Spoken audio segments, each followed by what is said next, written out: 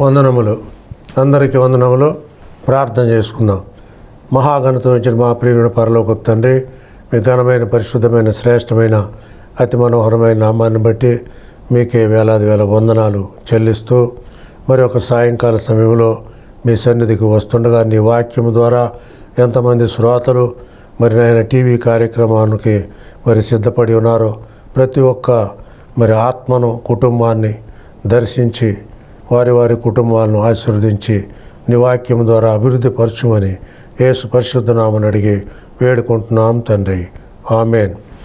ఈ కార్యక్రమాన్ని మీకు సమర్పించిన వారు శ్రీ మెంతి పాపారావు, తిరుమల జ్ఞానశ్రీ, నౌషిక, ఇందుశ్రీ సూర్యనారాయణ, పాప రజని, మణికంఠ, విజయవాడ.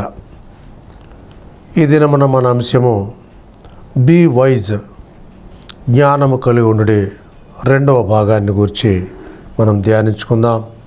గత వారం మనము మొదటి భాగాన్ని ధ్యానించాం. ఈ రెండవ భాగమును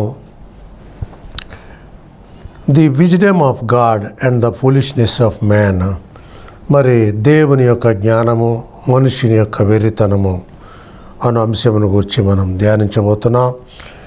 బైబిల్ ఉన్నట్టు వారు మీ బైబిల్ తీయండి. అపోస్తలుడైన పౌలు కొరింథీయులకు రాసినటువంటి మొదటి పత్రిక 1వ అధ్యాయము 17వ వచనం నుండి మనం ధ్యానించుకుందాం. బాప్తీసమిచ్చుటకు క్రీస్తు నన్ను పంపలేదు కానీ క్రీస్తు యొక్క శిలువ వ్యర్థము కాకుండానట్లు వాక్చాతుర్యము లేకుండా సువార్త ప్రకటించుటకే ఆయన నన్ను పంపెను.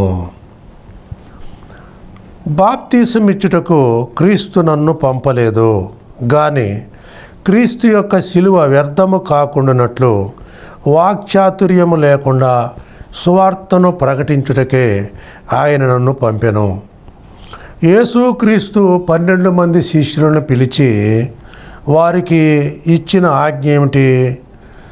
మొట్టమొదటి ఆజ్ఞ ఏమిటంటే, మీరు సర్వలోకానికి వెళ్ళండి, సర్వ సృష్టికి ఈ సువార్తను ప్రకటించండి.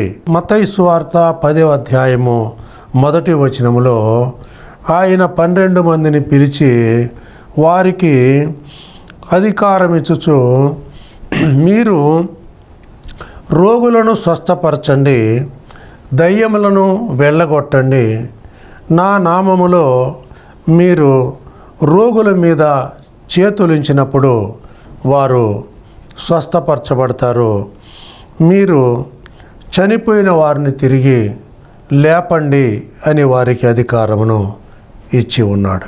రెండవదిగా మత్తయి సువార్త 28వ అధ్యాయము 19-20 వచనాల్లో, కాబట్టి మీరు వెళ్ళి సమస్త జనులను నా శిష్యులుగా చేయండి, తండ్రి యొక్కయు కుమారుని యొక్కయు పరిశుద్ధాత్మ యొక్క నామములో వారికి బాప్తీసమిచ్చుచు నేను మీకు ఏ ఏ సంగతులను గైకొనవలనని ఆజ్ఞాపించుతునో వాటన్నిటిని గైకొనవలనని వారికి బోధించుడి. ఇదిగో యుగ సమాప్తి వరకు సదాకాలము నేను మీతో కూడా ఉన్నానని వారితో చెప్పాడు.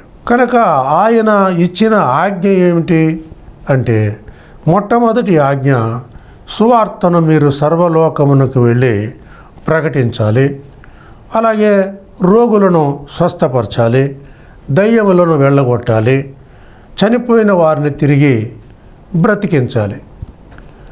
యేసుక్రీస్తుకి ఇవ్వబడిన ఆజ్ఞ యెషయా గ్రంథము 61వ అధ్యాయము 1వ వచనములో ఆయనకు ఇవ్వబడిన ఆజ్ఞను గురించి వ్రాయబడింది. ఇదిగో ప్రభువు ఆత్మ నా మీద ఉన్నది, దీనులకు సువార్తను ప్రకటించుటకై ఆయన నన్ను పంపెను, నలిగిన వారిని విడిపించుటకును, చెరలోనున్న వారికి విడుదలను, ప్రభు హితవత్సరమును ప్రకటించుటకును ఆయన నన్ను పంపెనని ఆయన సెలవిస్తూ ఉన్నాడు. అదే లూకా సువార్త 4వ అధ్యాయము 18వ వచనములో వారికి ఆ లేఖనాలనే ఎత్తి యూదులకు యేసుక్రీస్తు చూపించాడు. ఇది తన్ను గురించిన లేఖన భాగము, ప్రవచన భాగమని ఆయన వారితో మాట్లాడాడు. కనుక మొట్టమొదట ఆజ్ఞ ఏమిటి అంటే, సువార్తను ఈ యొక్క లోకానికి వెల్లడిపరచాలి, సువార్తను ప్రకటించాలి. సువార్త ప్రకటన ద్వారానే మరి లోకము మార్చబడుతుంది. అదే పౌలు అంటున్నాడు, వాక్చాతుర్యము లేకుండా, సిలువ వ్యర్థము కాకుండా, వాక్చాతుర్యము కాకుండానట్లుగా సువార్తను ప్రకటించుటకే ఆయన నన్ను పంపాడు. కనుక నేను మరి సువార్తను ప్రకటించడానికి పంపబడ్డాను. అననీయ వచ్చి పౌలు మీద చేతులుంచినప్పుడు మరి ఇతడు నా నామము నిమిత్తము ఎన్నో శ్రమలు అనుభవించాలి అని అననీయను పంపించాడు యేసుక్రీస్తు. కనుక పౌలు బాప్తిసం పొంది మరి కన్నుల నుండి పొరల వంటివి రాలగా అతడు లేచి ఆహారం పుచ్చుకొని బలపడ్డాడు. అదేవిధంగా బర్నబా ద్వారా అపోస్తులకు పరిచయం చేయబడ్డాడు. అంతియోకయ సంఘములో అందరూ ఉపవసించి ప్రార్థించుచుండగా మరి పరిశుద్ధాత్మ ప్రవచన రీతిగా, ఇదిగో నేను పౌలును బర్నబాను పిలుచుచున్నాను, వారిని నా కొరకు ప్రత్యేకపరచండి అని మరి సెలవిచ్చినప్పుడు అపోస్తులందరూ పరిశుద్ధులందరూ వారి మీద చేతులుంచి ప్రార్థించి వారిని సాగనంపినట్లుగా మనం చూస్తాం. మరి వారిరువురు కలిసి మొదటి మిషనరీ ప్రయాణమును చేసినట్లుగా మనం అపోస్తుల కార్యం 13వ అధ్యాయంలో మనం చూడవచ్చు.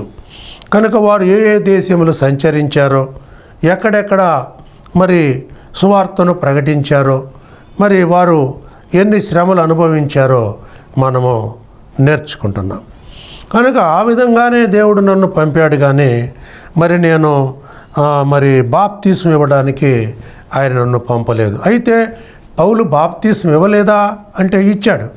అపోస్తుల కార్యం 16వ అధ్యాయంలో మనం చదివినప్పుడు మరి పౌలు శీల మరి సువార్తను ఫిలిప్పి పట్టణములో ప్రకటించినందుకే ఆ దయ్యమును, పూతోను అను దయ్యమును వారు వెళ్ళగొట్టినందుకే వారిని చెరసాల్లో వేసి 1 తక్కువ 40 దెబ్బలు కొట్టి వారు బట్టలు ఉడదీయించి వారి కాళ్లకు చేతులకు బొండెలు వేసి బిగించినప్పుడు మధ్యరాత్రి వేళ వారిద్దరూ మరి ప్రార్థన చేయుచు పాటలు పాడుతూ ఉన్నప్పుడు గొప్ప భూకంపం వచ్చింది.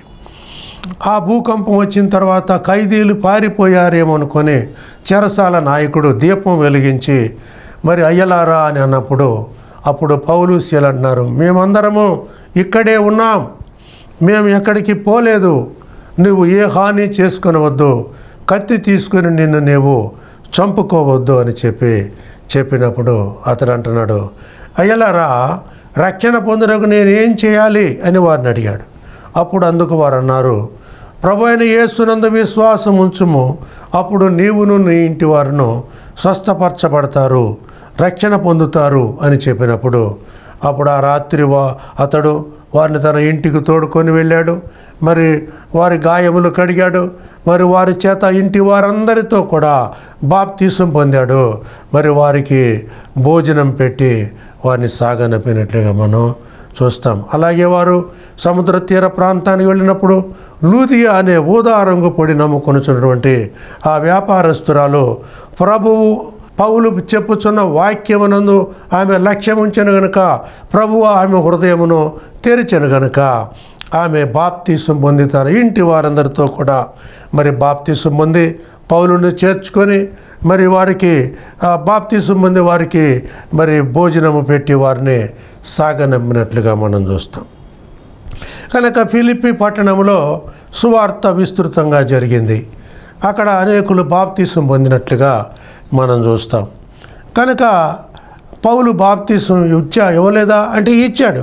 కానీ అందుకొరకు కాదు పౌలు పంపబడింది, సువార్తను ప్రకటించడానికి, యేసు క్రీస్తునందు విశ్వాసం ఉంచమని, ఆయన పునరుత్థానుడు, ఆయన మృత్యుంజయుడై తిరిగి లేచాడు అని చెప్పి మరి సువార్తను ప్రకటించడానికే నన్ను పంపాడు అని పౌలు మరి బూదిగంతాల వరకు సాక్ష్యం ఇచ్చాడు. సిలువను గూర్చిన వార్త నశించుచున్న వారికి వెర్రితనము కానీ రక్షింపబడుచున్న మనకు దేవుని శక్తి. మరి సిలువను గూర్చిన వార్త నశించుచున్న వారికి వెర్రితనము కానీ రక్షింపబడుచున్న మనకు ఇది దేవుని శక్తి. మరి సిలువలో మరి వెర్రితనం ఉంది అంటున్నారు. ఆ వెర్రితనము ఎవరికి అంటే నశించిపోతున్న వారికి. సువార్త ఎవరికైతే వినబడలేదో మరి వారికి శ్రమ. సువార్తను ప్రకటించని యెడల నాకు శ్రమ అని పౌలు అంటూ ఉన్నాడు. కనుక సువార్తను మనము మరి ఆ సువార్తను ఎవరైతే వెరితనముగా మరి హేళన చేస్తూ ఉన్నారో అలాంటి వారికి అది వెరితనముగా ఉంది. అరే యూదులు, అటు గ్రీసు దేశస్థులు మరి కొంతమంది ఈ సువార్తను వెరితనంగా చూస్తున్నారని పౌలు చెప్తున్నాడు. అయితే రక్షించబడుచున్న మనకు ఇది దేవుని శక్తి. రోమా 1:17 అంటాడు, సువార్తను గూర్చి నేను సిగ్గుపడువాడను కాను, ఏలయనగా నమ్ము ప్రతివానికిని అది మొదట యూదునికేమి గ్రీసు దేశస్థునికేమి రక్షణ కలుగజేయుటకు అది దేవుని శక్తి అయి ఉన్నది అంటూ ఉన్నాడు. నేను సిగ్గుపడను, I cannot ashamed of the gospel. నేను సువార్తను గురించి సిగ్గుపడువాడను కాను. సువార్తను ప్రకటించని యెడల నాకు శ్రమ. ఈ సువార్త అనే వెర్రితనం ద్వారా లోకమును రక్షించడానికే దేవుడు మమ్మల్ని పంపించాడు అంటున్నాడు. ఇందు విషయమై జ్ఞానుల జ్ఞానమును నాశనము చేతును, వివేకుల వివేకమును శూన్యపరుతును అని వ్రాయబడి ఉన్నది. మరి లేఖనానుసారము సువార్తనగా దేవుడు అనాది కాలమందు సంకల్పించినటువంటి ఒక సంకల్పము. రోమా 16:25 పౌలు అంటాడు, మరి సమస్తమైన అన్యజనుల విశ్వాసమునకు విధేయులైనట్లు అనాది నుండి రహస్యముగా ఉంచబడి ఇప్పుడు ప్రత్యక్షపరచబడిన దేవుని మర్మము. ఈ మర్మము పూర్వము తెలియపరచబడలేదు కనుక ఈ మర్మము ఇప్పుడు క్రీస్తునందు దేవుడు మాకు ప్రత్యక్షపరిచాడు అని పౌలు చెప్తూ ఉన్నాడు. కనుక అన్యజనులు రక్షించబడమే ఆ యొక్క మర్మము. ఈ మర్మము లేఖనాల్లో దాగి ఉంది. కనుక ఈ యొక్క జ్ఞానుల జ్ఞానము నాశనము చేదును, వివేకుల వివేకమును శూన్యపరుతును. మరి గ్రీసు దేశస్థులు జ్ఞానమును అడుగుతున్నారు. గ్రీసు దేశంలో కొంతమంది జ్ఞానులు ఉన్నారు. అలెగ్జాండర్, అరిస్టాటిల్, ప్లేటో, సోక్రటీస్ అనే తత్వవేత్తలు ఉన్నారు. గ్రీసు దేశస్థుల యొక్క ఆ జ్ఞానం ఏమిటంటే ఫిలాసఫీ, తత్వశాస్త్రము, యాస్ట్రాలజీ, ఖగోళ శాస్త్రము, శిల్పకళా శాస్త్రము. వారు అనేక శాస్త్రములను అపసోనబట్టారు. కనుక గ్రీసు దేశస్థులు జ్ఞానమును తర్కించి అందులో ఒక విషయాన్ని కనుగొని వాళ్ళు ఆనందించేవాళ్ళు. పౌలు ఏథెన్స్కి వెళ్ళినప్పుడు అక్కడ పౌలుకు వాళ్ళు ఎదురయ్యారు. అక్కడక్కడ వీళ్ళు పౌలుకు ఎదురవుతూ వచ్చారు.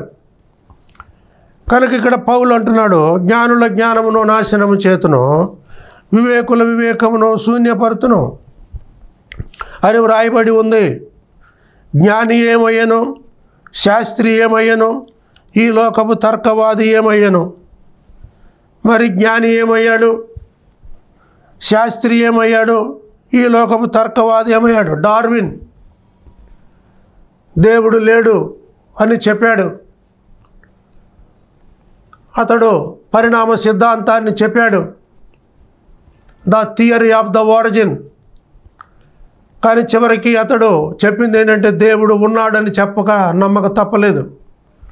ఈ యొక్క విశ్వమును పరిశోధించినప్పుడు దీన్ని నడిపిస్తున్నది ఒక మహత్తరమైన శక్తి అని చెప్పి డార్విన్ చెప్పవలసి వచ్చింది.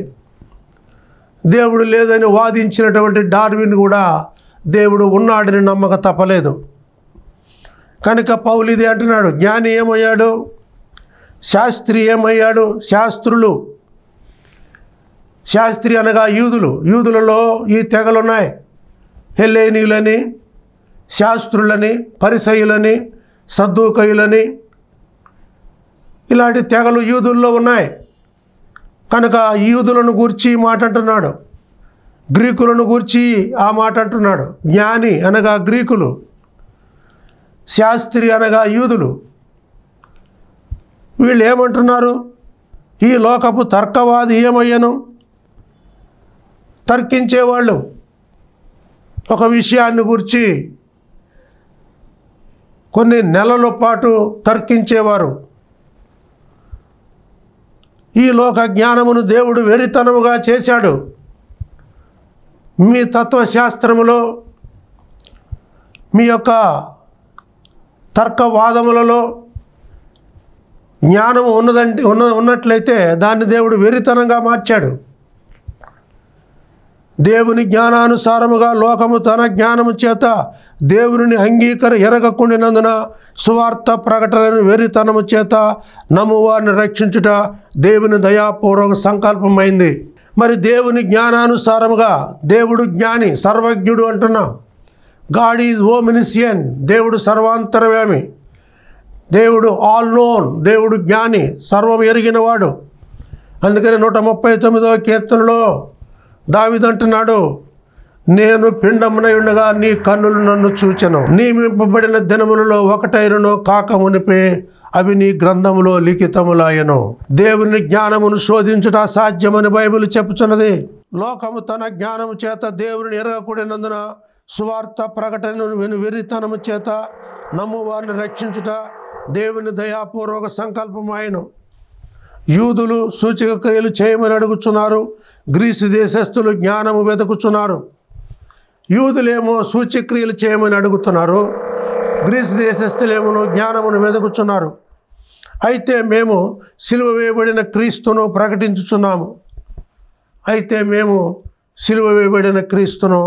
ప్రకటించుచున్నాము. ఆయన యూదులకు ఆటంకముగాను అన్యజనులకు వెరితనముగా ఉన్నాడు కానీ యూదులకేమి గ్రీసు దేశస్థులకేమి పిలువబడిన వారికే క్రీస్తు దేవుని శక్తిను దేవుని జ్ఞానమునై ఉన్నాడు. అయితే యూదులైనా సరే, గ్రీసు దేశస్థులైనా సరే, మరి ఎవరైనా సరే, మరి కొరింథీయులైనా సరే, గలతీయులైనా సరే, రోమీయులైనా సరే, మరి పిలువబడిన వారికే క్రీస్తు దేవుని శక్తిను దేవుని జ్ఞానమునై ఉన్నాడు. ఎవరినైతే ఆయన పిలిచాడో ఆ అన్యజనుల్లో నుండి పిలువబడిన వారికి దేవుడు శక్తిగా ఉన్నాడు, దేవుడు జ్ఞానముగా ఉన్నాడు. బుద్ధి జ్ఞానముల సర్వ సంపదలు ఆయన యందే గుప్తమై ఉన్నవని పౌలు చెప్పుచున్నాడు. మీలో ఎవరికైనా జ్ఞానము కొదువుగా ఉన్న యెడల అతడు దేవుని అడగాలి. ఆయన ఎవరిని గద్దించక అందరికీ ధారాళముగా దయచేయవాడని. కనుక యెహోవా యందు భయభక్తులు కలిగి ఉండుటే జ్ఞానమునకు మూలమని కీర్తనాకారుడు అంటున్నాడు. The fear of the God is the way of the knowledge. Jehovah యందు భయభక్తులు కలిగి ఉండుటే జ్ఞానమునకు మూలము. కనుక దేవుని వెరితనము మనుష్య జ్ఞానము కంటే జ్ఞానము గలది, దేవుని బలహీనత మనుష్యుల బలము కంటే బలమైనది. మరి దేవుని వెరితనము మనుష్య జ్ఞానము కంటే జ్ఞానము కలది, దేవుని బలహీనత మనుష్యుల బలము కంటే బలము కలది. ఎలాగూ? క్రింది వచనములో, సహోదరులారా మిమ్మును పిలిచిన పిలుపును చూడుడి, మీలో లోకరీతిని జ్ఞానులైనను గనులైనను గొప్ప వంశం వారైనను అనేకులు పిలువబడలేదు కానీ ఏ శరీరయు దేవుని ఎదుట రహస్యంపుకున్నట్లు జ్ఞానులను సిగ్గుపరచుటకు లోకములో నుండి వెర్రి వారిని దేవుడు ఏర్పరచుకొని ఉన్నాడు. బలవంతులైన వారిని సిగ్గుపరచుటకు లోకములో బలహీనులైన వారిని దేవుడు ఏర్పరచుకొని ఉన్నాడు. ఎన్నికైన వారిని వ్యర్థం చేయుటకు లోకములో నీచులైన వారిని, తృణీకరింపబడిన వారిని, ఎన్నిక లేని వారిని దేవుడు ఏర్పరచుకుని ఉన్నాడు. అయితే ఆయన మూలముగా మీరు క్రీస్తు యేసునందున్నారు. మరి మనము మనుష్యుల మెప్పును కోరుతున్నామా, దేవుని మెప్పును కోరుతున్నామా? పరిసయ్యులను గూర్చి, శాస్త్రులను గూర్చి, సద్దూకయ్యులను గూర్చి ఆయన ఏమనంటే, ఓ వేషధారులైన శాస్త్రులారా, పరిసయ్యులారా, మీరు మనుషుల మెప్పును కోరుతున్నారు కానీ దేవుని మెప్పును కోరటలేదు. మీరు సంత వీధులలో వందనములు చేయించుకొనుచు మీరు దీర్ఘ ప్రార్థనలు చేయుదురు. మీరు పుదీనాలో, సూపులో, జీలకర్రలో దశమ భాగములు ఇచ్చుచు ప్రాముఖ్యమైన వాటిని మీరు మరిచారు. మీరు కనికరమును ప్రేమను విసర్జించారు అని చెప్పి యేసుక్రీస్తు పరిసయ్యులను, శాస్త్రులను, సద్దూకయ్యులను మరి దుయ్యబట్టాడు. కనుక ఇక్కడ ఆయన బలము చూడండి, దేవుని బలము. మిమ్మును పిలిచిన పిలుపును చూడండి. లోకరీతిన జ్ఞానులైనను గనులైనను గొప్ప వంశము వారైన అనేకులు పిలువబడలేదు. యేసుక్రీస్తు మొట్టమొదటిగా ఎవరిని పిలిచాడు? ఆయన సముద్ర తీరమునకు వెళ్ళి సీమోను, పేతురు, ఆంద్రేయ అను వారు వల్ల వేటు చూచి, మీరు నన్ను వెంబడించండి, నేను మిమ్మల్ని మనుషులను పట్టు జాలరులుగా చేయదును. అంటే ఆయన ఎవరిని పిలిచాడు? చేపలు పట్టుకుని జాలరులను పిలిచాడు. మరి జాలరులు నాగరికత కలవారా? వారు చదువుకున్నారా? పామరులని బైబిల్ చెప్తుంది. వారి వస్త్రధారణ ఏంటి? వాళ్ళ వేషభాషలు ఏంటి? చాలా అనాగరికంగా ఉంటారు, పామరులుగా ఉంటారు. మరి దేవుడు వారిని పిలిచాడు, వారిని ఏర్పాటు చేసుకున్నాడు. కనుక మిమ్మల్ని పిలిచిన పిలుపును చూడండి. మీలో లోకరీతిని జ్ఞానులైనను గనులైనను గొప్ప వంశం వారిని అనేకులు పిలువబడలేదు. మరి వారు ఎక్కడికి వెళ్ళారు? బూదిగంతాల వరకు వెళ్ళారు. తోమా భారతదేశానికి వచ్చాడు, పేతురు పర్షియా వెళ్ళాడు, యోహాను ఇటలీ వెళ్ళాడు. అనగా ఇలాగూ ఆయన శిష్యులు ఆయా దేశాలకు యేసుక్రీస్తు పునరుత్థానుడైన తర్వాత వారు ఆయా దేశాలకు వెళ్ళిపోయారు. అక్కడ హతసాక్షులైపోయారు, అక్కడ సువార్తను ప్రకటించారు. ఇప్పటికీ వారు కట్టిన మరి చర్చిలు ఇంకా ఉన్నాయి. మద్రాసులో మౌంట్ థామస్ చర్చి ఇంకా ఉంది. ఆయా దేశాల్లో వారికి గుర్తుగా ఆ యొక్క చర్చిలు స్థాపించబడ్డాయి. కనుక ఎలాంటి వాళ్ళని పిలిచాడు? మిమ్మల్ని పిలిచిన పిలుపు చూడండి. మీలో లోకరీతిని జ్ఞానులైనను గనులైనను గొప్ప వంశము వారిని అనేకులు పిలువబడలేదు. అనేకులు జ్ఞానుల్ని, గొప్పవారిని, గనులని ఆయన పిలవలేదే. ఎవరిని పిలిచాడు? ఏ శరీరం దేవుని ఎదుట అసహ్యింపుకున్నట్లు జ్ఞానులను సిగ్గుపరచుటకు లోకములో నుండి వెర్రి వారిని దేవుడు ఏర్పాటు చేసుకున్నాడు. జ్ఞానము లేని వారిని, వెర్రి వారిని ఆయన పిలిచాడు. బలవంతులైన వారిని సిగ్గుపరచుటకు లోకములో బలహీనులైన వారిని దేవుడు ఏర్పరచుకున్నాడు. మరి బలవంతులను సిగ్గుపరచడానికి బలవంతుడెవడు? బలవంతుడంటే మరి ఛాంపియనా, లేదా మైక్ టైసను, లేకపోతే హోలీ ఫీల్డ్ లాంటి వాడా? బలవంతులంటే ఎవరు? దారాసింగ్, కింగ్కాంగ్ లాంటి వాడా? రోజు 100 గుడ్లు తిని మరి జిమ్ చేసి బలవంతులైన వాడు బలవంతుడా? ఎవడు బలవంతుడు? బలవంతులైన వారిని సిగ్గుపరచుటకు లోకములో బలహీనులైన వారిని. మరి గొలియాతు ముందు దావీదు ఎంత? గొలియాతు 6 అడుగుల జానడెత్తు. దావీదు ఎంత ఉన్నాడు? చిన్నవాడు. అయితే గొలియాతు మీదకి దావీదు యుద్ధానికి వెళ్ళాడు. వెళ్ళినప్పుడు గొలియాతు అంటున్నాడు, ఒరే మరి కుక్కన నేను కర్ర తీసుకొని వస్తున్నావు, నేను కుక్కను అనుకున్నావా అన్నాడు.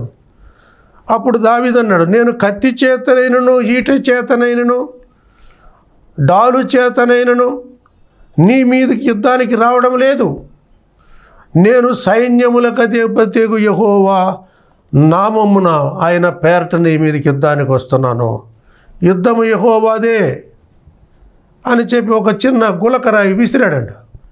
అది వెళ్ళి అతన్ని నొసట్లో దిగింది, బోర్ల పడ్డాడు. అతడి కత్తిని తీసుకొని అతన్ని వధించాడు. అప్పుడు ఇశ్రాయేలు స్త్రీలు ఏం చేశారు? దావీదుని ఎత్తిపట్టారు. ఏమని పాటలు పాడారు? సౌలు 1000 కొలదియు, దావీదు 10,000 కొలదియు జనులను హతమార్చిరి. చూడండి, మరి అలా పాటలు పాడినా దావీదు పొంగిపోయాడా? ఇశ్రాయేలు స్త్రీలు ఎలా వచ్చారంటే దావీదుని ఎదుర్కోవడానికి తమ్మురులతోనూ సితారాలతోనూ వాయిద్యములతోనూ ఇంకా అనేక రకమైన సంభ్రములతోనూ వారు ఎదుర్కొని వచ్చారంట ఆయా గ్రామాల నుంచి. అప్పుడు వాళ్ళు ఏమని పాటలు పాడుతున్నారు? సౌలు 1000 కొలదియు, దావీదు 10,000 కొలదియు శత్రువులను హతమార్చిరి అని వారు గాన ప్రతిగానాలు చేస్తూ ఉన్నారు. మరి దావీదు ఎంతటి వాడు? గొలియాతు ముందు చిన్న బాలుడు కదా. అందుకనే దావీదు అంటున్నాడు, మరి నేను నా మందను కాస్తున్నప్పుడు ఒక ఎలుగు వంటి సింహం వచ్చింది, దాన్ని నేను 2గా చీల్చాను. ఎలుగుబంట్ల నుండి సింహముల నుండి నన్ను తప్పించిన నా దేవుడు ఈ గొలియాతు నుండి నన్ను రక్షించలేడా అంటూ ఉన్నాడు. బలవంతులైన వారిని సిగ్గుపరచుటకు లోకములో బలహీనులైన వారిని దేవుడు ఏర్పాటు చేసుకున్నాడు. ఎన్నికైన వారిని వ్యర్థము చేయుటకు లోకములో నీచులైన వారిని, తృణీకరింపబడిన వారిని, ఎన్నికలేని వారిని దేవుడు ఏర్పరచుకొని ఉన్నాడు. ఎన్నికైన వారు ఎవరు? ఇశ్రాయేలీయులు. ఈ ప్రపంచంలో దేవుడు కాగల జనులు ఎవరు?